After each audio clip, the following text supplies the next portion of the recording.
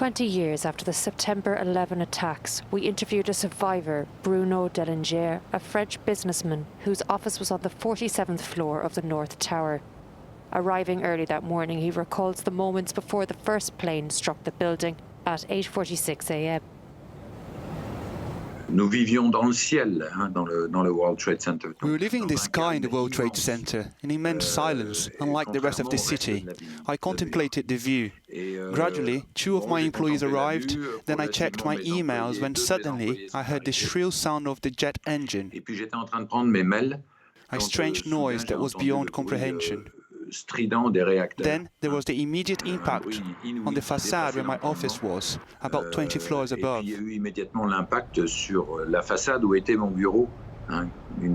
I experienced firsthand the collapsing facades, the building rocking in a very, very disturbing way. You could feel that you were on the verge of breaking. It lasted a very long time. 2-3 minutes. Despite the fact that he didn't see one, Bruno immediately thought it was a plane. Not wanting to panic, he stayed in his office before realising he urgently needed to leave.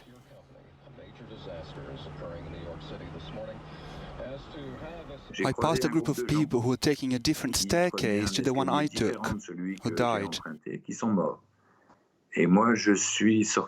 My descent lasted 50 minutes, but I got out. It was very complicated amid terrible heat. I should have died on 50 occasions during that day. If I had left 10 seconds later, I would indeed have died.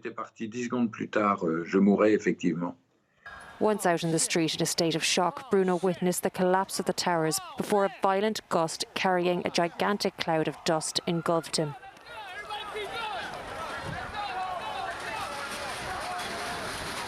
This experience in particular was traumatizing. In the space of a few moments, everything became blacker than night.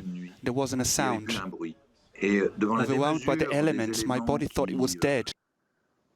All these things, the noise, the lights, the sound, the breathing, these are things that we do not need to learn.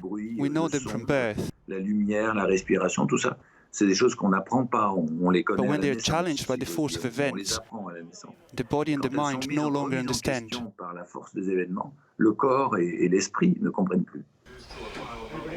Distressed and terrified, Bruno waited 3 months before picking up the courage to return to the scene of the attack.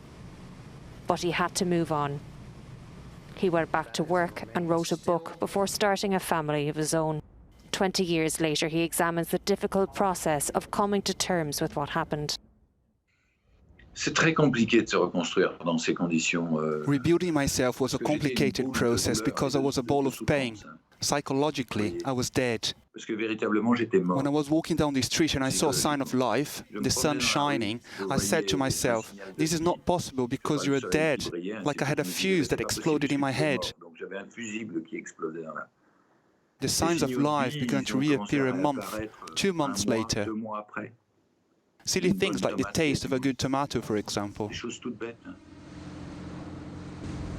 Bruno regularly retells his story in the media and also speaks to schools to explain to a generation who did not know September 11th the horrors of that day.